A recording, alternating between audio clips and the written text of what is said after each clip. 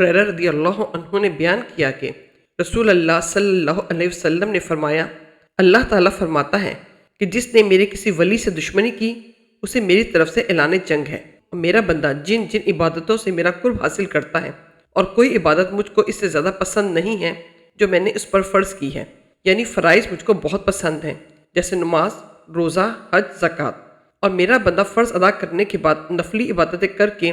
مجھ سے اتنا نزدیک ہو جاتا ہے کہ میں اس سے محبت کرنے لگ جاتا ہوں، پھر جب میں اس سے محبت کرنے لگ جاتا ہوں تو میں اس کا کان بن جاتا ہوں جس سے وہ سنتا ہے، اس کی آنکھ بن جاتا ہوں جس سے وہ دیکھتا ہے،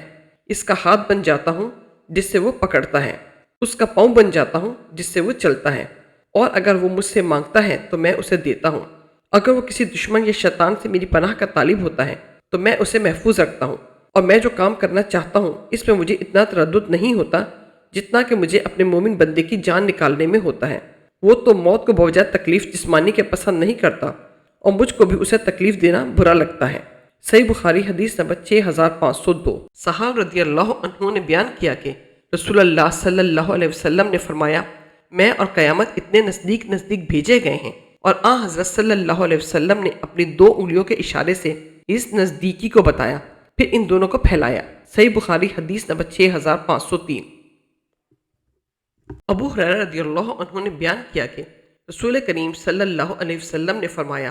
قیامت اس وقت تک قائم نہ ہوگی جب تک سورج مغرب سے نہ نکلے گا۔ جب سورج مغرب سے نکلے گا اور لوگ دیکھ لیں گے تو سب ایمان لے آئیں گے، یہی وہ وقت ہوگا جب کسی کے لیے اس کا ایمان نفع نہیں دے گا جو اس سے پہلے ایمان نہ لایا ہوگا، یا جس نے ایمان کے بعد عمل خیر نہ کیا ہو، بس قیامت آ جائے گی اور 2 آدمی کپڑا درمیان میں خرید و فروخت کے لیے پھیلائے ہوئے ہوں گے، ابھی خرید و فروخت بھی نہ ہو چکی ہوگی اور نہ اس نے اسے لپیٹا ہی ہوگا کہ قیامت قائم ہو جائے گی، اور قیامت اس حال میں قائم ہو جائے گی کہ ایک شخص اپنی اونٹنی کا دودھ لے کر آ رہا ہوگا اور اسے پی بھی نہیں سکے گا، اور قیامت اس حال میں قائم ہو جائے گی کہ ایک شخص اپنا حوض تیار کرا رہا ہوگا اور اس کا پانی بھی نہ پی پائے گا۔ قیامت اس حال میں قائم ہو جائے گی کہ ایک شخص اپنا لقمہ اپنے منہ کی طرف اٹھائے گا اور اسے کھانے بھی نہ پائے گا۔ صحیح بخاری حدیث نمبر 6506۔ ابو موسیٰ اشعری رضی اللہ عنہ نے بیان کیا کہ نبی کریم صلی اللہ علیہ وسلم نے فرمایا، جو شخص اللہ سے ملنے کو پسند کرتا ہے اللہ بھی اس سے ملنے کو پسند کرتا ہے، اور جو شخص اللہ سے ملنے کو ناپسند کرتا ہے اللہ بھی اس سے ملنے کو ناپسند کرتا ہے۔ صحیح بخاری حدیث نمبر 6508۔